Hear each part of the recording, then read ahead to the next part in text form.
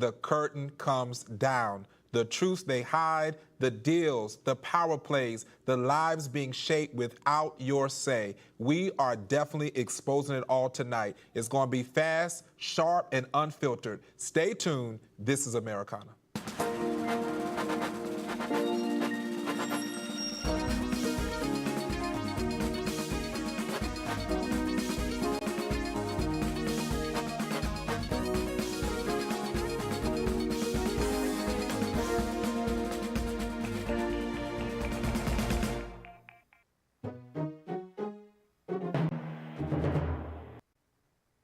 All right, well, coming up on today's show, it is definitely going to be some hot topics. We're talking about the immigration crisis, abortion in the black community, and we're talking about this debt ceiling. We are in a crisis in America with debt, and who is paying the price? And we have with us a very special guest, Russell Drake, someone who doesn't mince words. There's a lot coming up on today's episode, but before we get started, let's get into Willie's Take.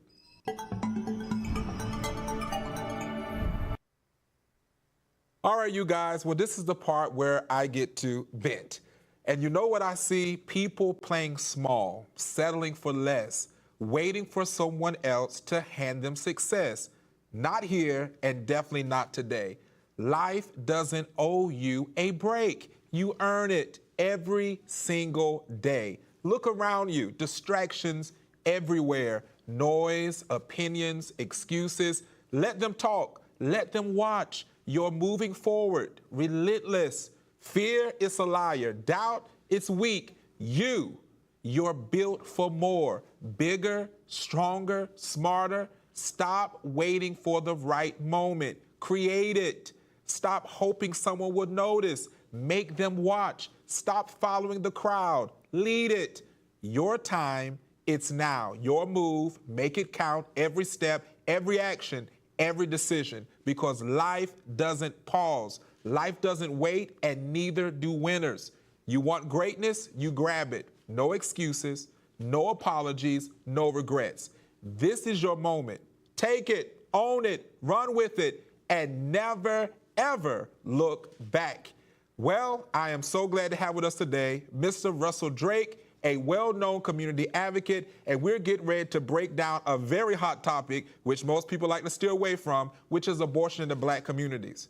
And so let's talk about this, because as we look at it, immigration crisis, and we look at it, last month alone, we had over 300,000 illegal aliens cross the U.S.-Mexico border. That's a new record. And in New York, they have $10 million per day just to house them. This is a problem. It's our schools, our hospital, small towns are overcrowded with this invasion, as I like to call it. So I'm turning it over to ask, what are we going to do about this invasion, Mr. Drake? Yes. First, I want to thank you for having me, Willie. Thank you, and Afrotainment TV. It's interesting. You talked about a number of things. As far as immigration, personally, I don't know if these numbers are accurate. I know we got changed presidential administrations, and if you look at it through the Biden administration, there were a number of people who were deported for being here illegally, and there was no problem with the method they were doing. I think right now we've gotten into a frantic state where we're scaring families as well as workers who've been paying taxes, mind you, and I'm helping businesses thrive in not just Florida, but across the nation.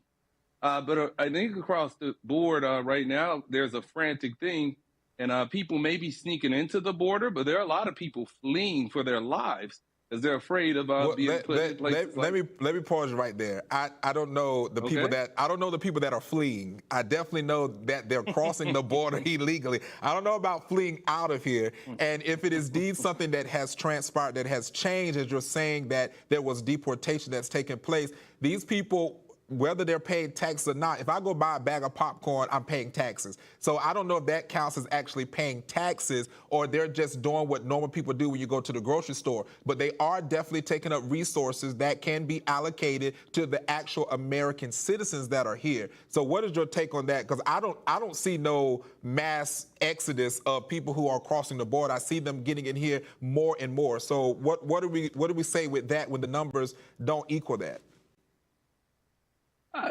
Again, I don't think we have the accurate numbers. If you look at it, just in Florida right now, there are a number of construction sites that don't have the people to complete the work that they should have been doing, right, along the way.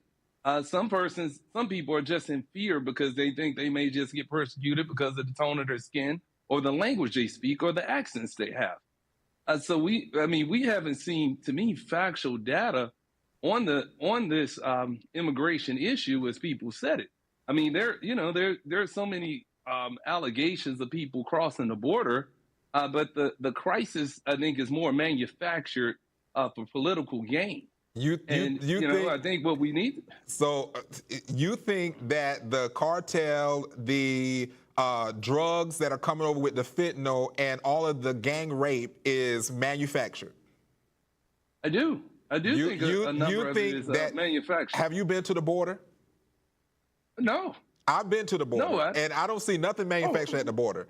I literally see that these are gaps that we need to see, even though we're not a border state. In the state of Florida, you see an increased number of human trafficking as well as drugs, but it's coming from these individuals who are crossing the border. And I think that, we got to look at it that way. We have a border crisis and we need to secure the border. I'm all for people doing the right thing, but this is not the right thing. That's why I'm saying it's an evasion. It's an evasion to those who are working hard every single day. And, this is not about us turning over a job to somebody else because we don't want to do it. It's about them just being handed things because they don't work for it.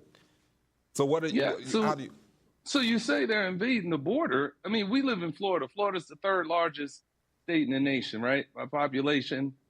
We have, about 24 million people who live in the state of Florida that are on record at least.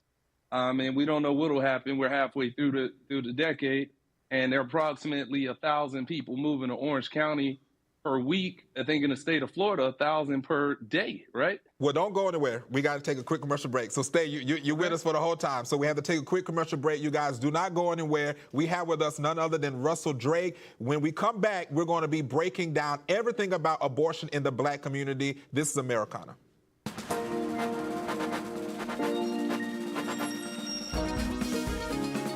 Now.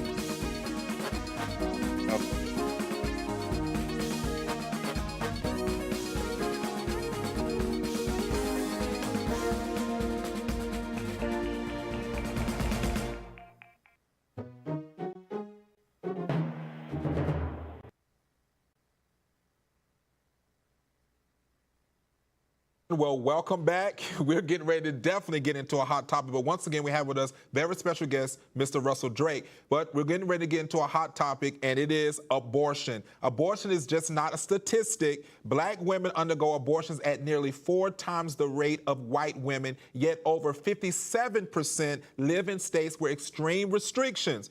But this is where the problem comes in. Is it something that is being pushed as a narrative since the beginning of Margaret Sanger with Planned Parenthood? And why is it that is no protection for the unborn? So what are you seeing, Mr. Drake, and why are Black women facing 4 times the abortion rate? Yeah, I'm gonna tell you this. I'm a pro-choice person where I think people should have their choice. That doesn't mean I am pro-abortion. I just think people need to make the choice that's best for them. I think, unfortunately, in our communities, we see more Black people having these abortions because they know they aren't able to economically sustain raising a child in today's environment. There's so many things set up against them for when the child is born, from how they're going to take care of the child, providing, and many of them having multiple children, perhaps not even having a father in their life to help compensate. So people are doing this. And I want to say these are the known facts, but we know there are other people having abortions that aren't on record at all. So, but yeah, well, we're dealing with the Black part because this is where I have an issue, because we talk about, and I get it, people say they're pro-choice, not necessarily pro-abortion, but for me, when we talk about being pro-choice, that means that you are giving an option and saying that this person, if they want to choose to kill their baby, that they have the right to do so. Because it's not just painting it pretty about the medical care or health care, because we know that statistically less than 1% is due to rape or incest. So the 99% of these black women who are getting abortion is just leisure because they don't want to close their legs. What do we say about that as a black culture who do not, one, preach abstinence or preach that you need to get married and have children versus going out there and saying, let me spread my legs open, and when I don't want a child, I'm gonna go out there and just kill the baby?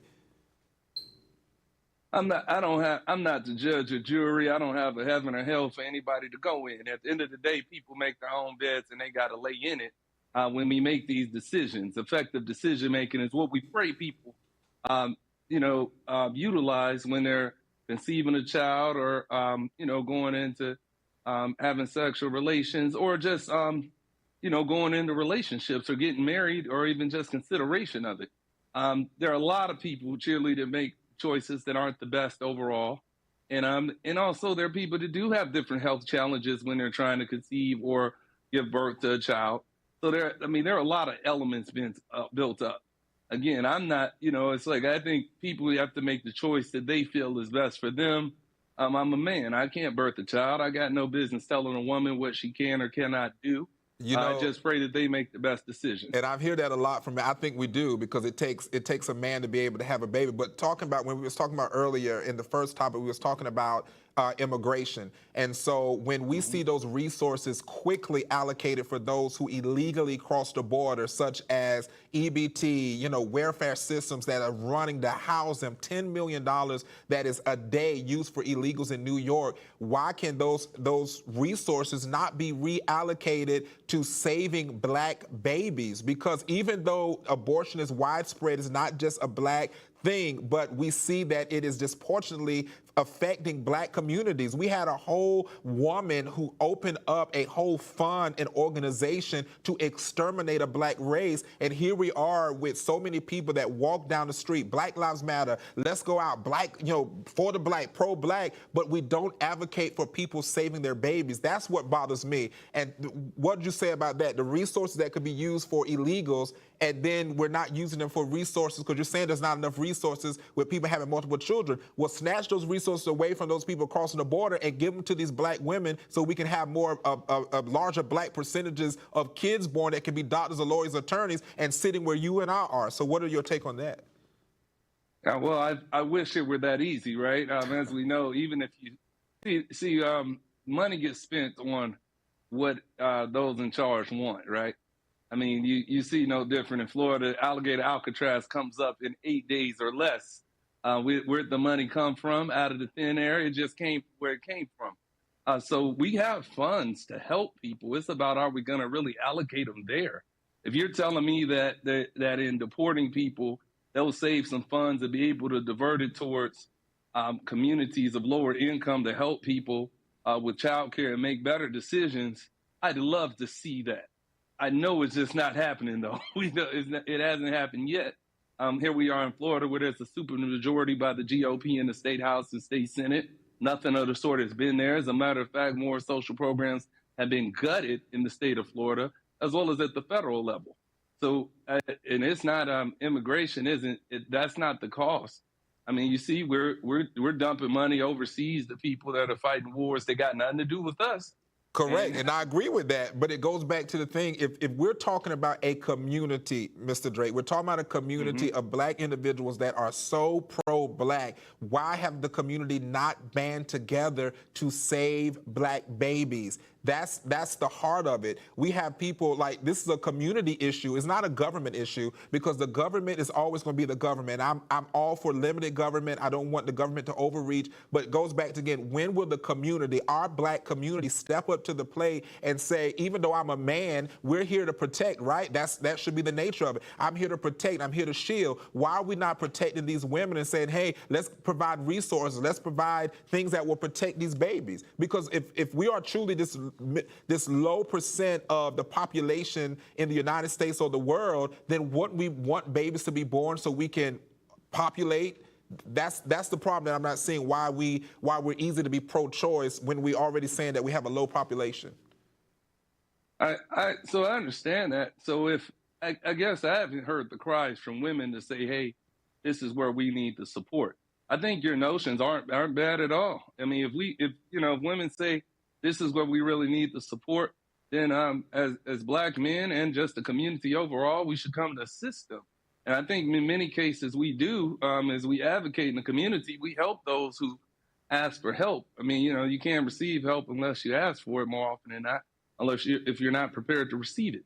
But I think many people, unfortunately, do look at the angle and say, "Hey, I'll just abort this pregnancy for whatever reason." Some is out of health concern, some is out of irresponsibility. Some is out of, like you said, that small percentage is out of rape and or incest. But overall, I still think it is just that woman's choice and that family's decision that they have to make overall. And again, if we use the Bible to say biblically this shouldn't be occurring, but all sins are ain't no sin bigger than the other one. And if Well, that's we true. have these issues, And before we move on, because I'm going to do that, because you said no sin is bigger than the other. But the thing is, we don't have to, just because it's not bigger than the other doesn't mean we have to feed into it. So if we know that there is, to me, it's just mass murder. It's we talk about mass incarceration. We talk about, not having funds and allocations for education in schools and projects and stuff. But we never talk about this mass murder that happens in black communities. And so I'm just going to shift real fast. We're getting ready to get into this. I want to talk a little bit about the debt, and I'm pretty sure that you've seen it and noticed it. America loves to spend. Politicians on both sides are promising the world free programs, new infrastructure, endless aid overseas, which you had mentioned earlier. But there's a dirty secret. Nothing in this is free, as you know. And so with that being said, what are we doing when we're trillions of dollars in debt? Trillions of dollars in debt.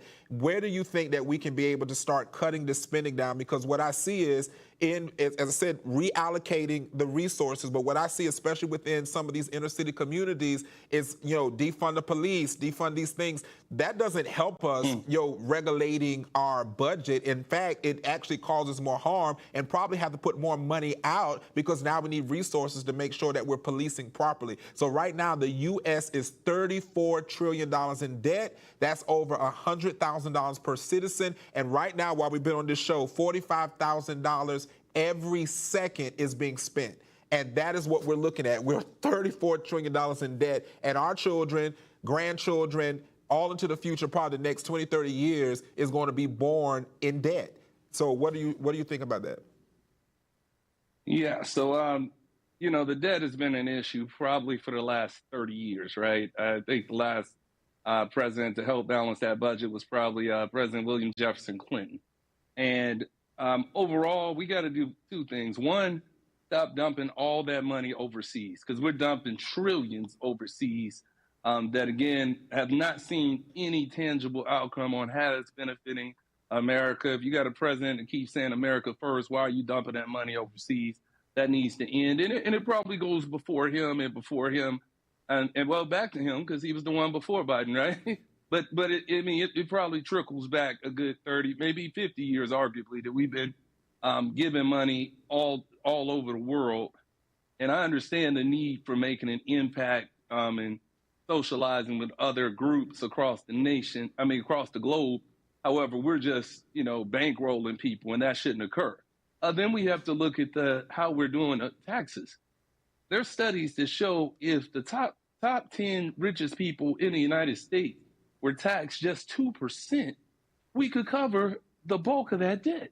And I agree. So, we have an opportunity to do something major with shifting. And I know you mentioned about that. We're getting ready to have the wrap up the show. We're definitely going to bring you back, so you'll stay near. But I definitely wanted to say that, I know we go back to the past administration and do that, but I definitely believe that all the way back to Obama, we had issues. But we'll get into that. Don't go to where Mr. Russell Drake. We're going to bring you back on the show. All right, you guys, we thank Mr. Drake for coming on to the show today and joining us with these hot topics. That's a wrap for today's Americana. Thank you for tuning in. We'll be back tomorrow, same time, same place, only on Afro TV. Until then, stay informed, stay engaged, and stay Americana. Thank you.